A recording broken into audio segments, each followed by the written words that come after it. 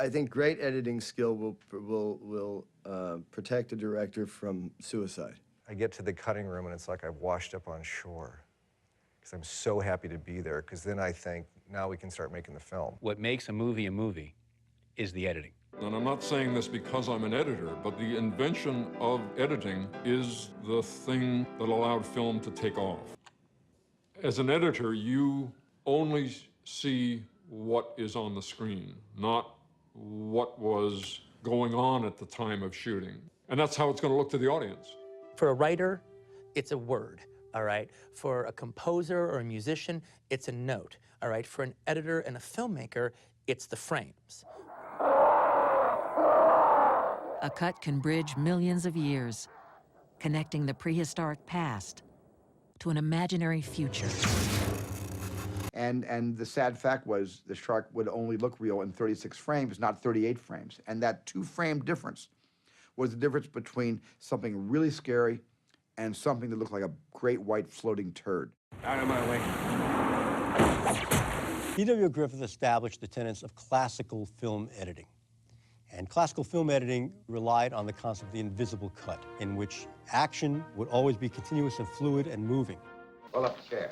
It just seemed to me absolutely stupid that you had to show somebody coming down the stairs and all the way across the road and up the other side. I mean, you knew that they were coming from here and they were going to there. Why couldn't you just cut directly?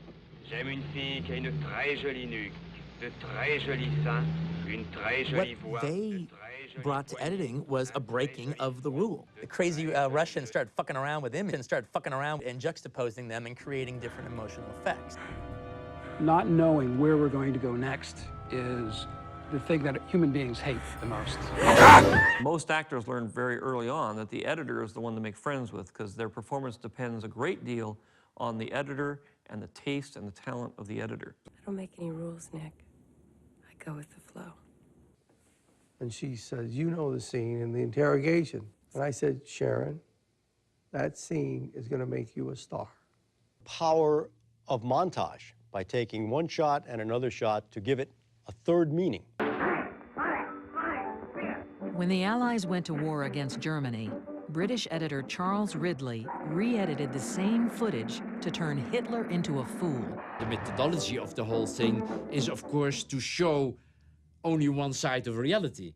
Oliver Stone is a very wonderful director for an editor, because he gives the editor free rein. He says to the editor, play jazz. So the audience is taken right down into this roller coaster ride of minutiae, and that's what they want. The last draft of the screenplay is the first cut of the movie, and the final cut of the movie is the last draft of the script. All this stuff has to work to tell a story. And sort of direct the film in the editing room, which is, growing up as an editor, what I've always wanted to do. Editors have emerged from their dimly lit back rooms. Once anonymous men and women, they have gradually become principal collaborators in the filmmaking process. The best-kept secret in the movies, the editor, is finally out. The Oscar goes to...